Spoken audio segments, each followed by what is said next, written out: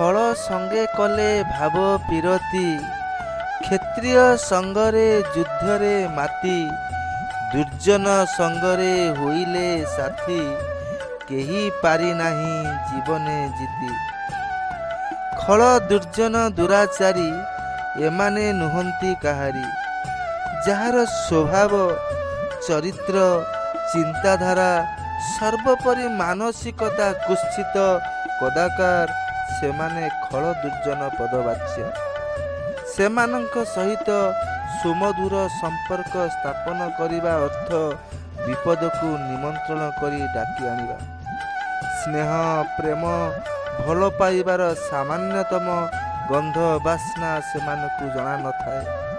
ନିଜର ଅଭିଳାଷ ଚରିତାର୍ଥରେ ସାମାନ୍ୟତମ ବିଫଳତା ହେଲେ ସେମାନେ ନିଜର ରକ୍ତ ସମ୍ପର୍କକୁ ମଧ୍ୟ ଭୁଲି ଯାଆନ୍ତି।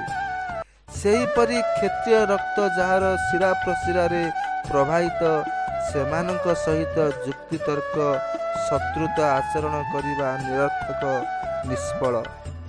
ତେଣୁ ସଂସାର ହାଟରେ ସେଭଳି ବ୍ୟକ୍ତିବିଶେଷଙ୍କ ସହିତ କୌଣସି ପ୍ରକାର ମୂଲଚାଲ କରିବା, ସମ୍ପର୍କ ଯୋଡ଼ିବା, ଲାଭକ୍ଷତିର ହିସାବ କରିବା, ଦେଣ ନେଣର ଯୋଗସୂତ୍ର ରଖିବା ଅର୍ଥ ନିଜ ଜୀବନକୁ ଅକ୍ଲେଶରେ ବିପଦରେ ପକାଇବା ସାର।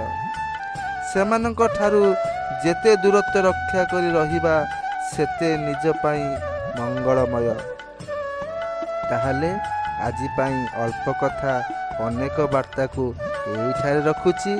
ଆଗାମୀ ଅଧ୍ୟାୟରେ ଆଉ ଏକ ନୂତନ ହିତୋପଦେଶ ଓ ନୀତିବାଣୀର କଥାବସ୍ତୁକୁ ନେଇ ଆପଣମାନଙ୍କ ନିକଟକୁ ୟୁଟ୍ୟୁବ୍ ଚ୍ୟାନେଲ ମାଧ୍ୟମରେ ଆସିବି। ରହୁଛି। ନମସ୍କାର। ଜୟ ଜଗନ୍ନାଥ।